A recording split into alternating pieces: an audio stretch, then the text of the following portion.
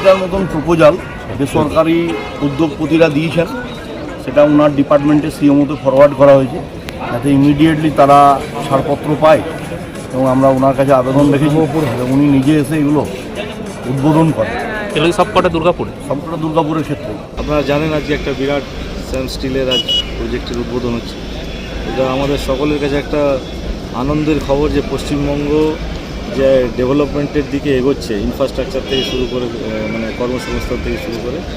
তো আমরা খুবই ভাগ্যবান যে আমাদের এইরকম একটা কর্মঠ সিএম, লোকপ্রিয় জনপ্রিয় মুখ্যমন্ত্রী আমরা বাংলায় পেয়েছি। তো আমাদের দুর্গাপুরের ক্ষেত্রে বা জেলা ক্ষেত্রে যারা এমএলএ ছিলেন তাদের প্রত্যেক কথা বলেছেন, আমরা শুনেছেন মন দিয়ে। আমাদের জিজ্ঞেস করলেন যে কর্পোরেশন ভোটের বিষয়, তোমাদের সমস্যা কী হচ্ছে, চুরি চামারি বন্ধ হয়েছে কিনা, যারা এখানে ছিলেন যারা একসময় কয়লা বালি চালাতেন বা অন্য কিছু কাজ করতেন, বা ডিএসপি যে আমাদের লেবাররা ছিলেন সেই লেবারদের মাইনে যারা 5,000 টাকা কেটে নেওয়া হতো সেটা বন্ধ হয়েছে কিনা, দুর্গাপুরের ডেভেলপমেন্ট কী হবে উচিত, তোমরা কী ভাবছো এই বিষয় নিয়ে করে লিখিত আকারে 22 তারিখে দুরুসমতে বিধানসভা ফ্লোরে আসতে বলেছেন। আমাদের বৈঠক হবে, সেদিন আরও পরিষ্কার হয়ে যাবে আমরা কি চাইছি, উনি কী চাইছেন এবং সরকার কীভাবে কাজ করবে, কী এগোবে সে বিষয়ে পরিষ্কার হয়ে যাবে।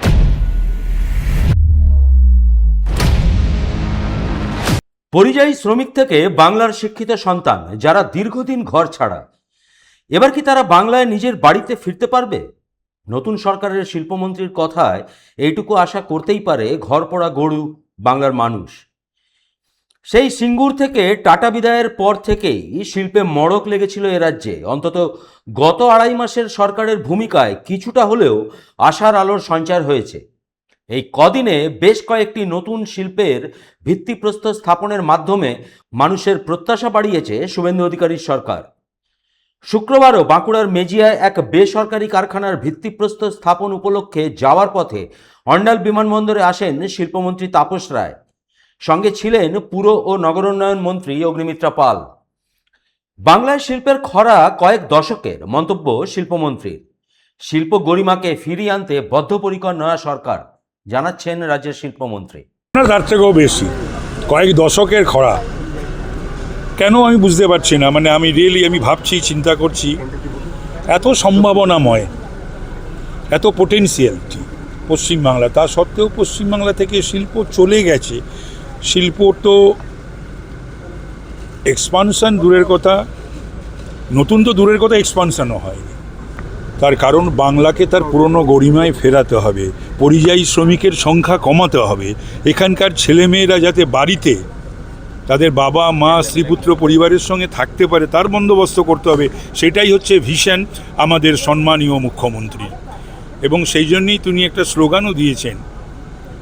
এবং আমরা প্রধানমন্ত্রী যেটা বিকশিত পশ্চিমবাংলা, আর আমাদের যে আত্মনির্ভর ভারত, আর আমাদের মুখ্যমন্ত্রী বলেছেন রিভাইভাল বেঙ্গল প্ল্যান।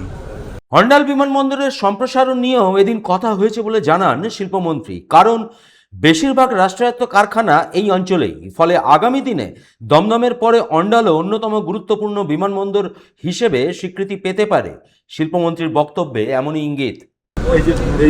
এটা নিয়ে এতক্ষণ কথাবার্তা হলো, এটা নিয়েও আমাদের ভাবতে হবে, ভাবনা চিন্তা করতে হবে। তার কারণ হচ্ছে যে এখানে সব এসইউগুলোই এখানে, এবং এখানে থেকে 5টা সিটিতে তো দেশের বিভিন্ন প্রান্তে যাতায়াত করছে, সে সংখ্যাও বাড়ানো প্রয়োজন। কারণ এর আশেপাশেও অনেক অন্য জায়গায় এক্সপানশন করতে গেলে জমির প্রয়োজন, কিন্তু এই এয়ারপোর্টের সেটার প্রয়োজনীয়তা নেই। মেজিয়ার উক্ত অনুষ্ঠানে যাচ্ছেন স্বয়ং মুখ্যমন্ত্রী শুভেন্দু অধিকারী। তিনি যাচ্ছেন আকাশপথে, তার আগেই অবশ্য সড়ক পথে মেজিয়ার উদ্দেশ্যে রওনা হন শিল্পমন্ত্রী ও পুর ও নগরোন্নয়ন মন্ত্রী। 99 নিউজ বাংলা, অন্ডাল।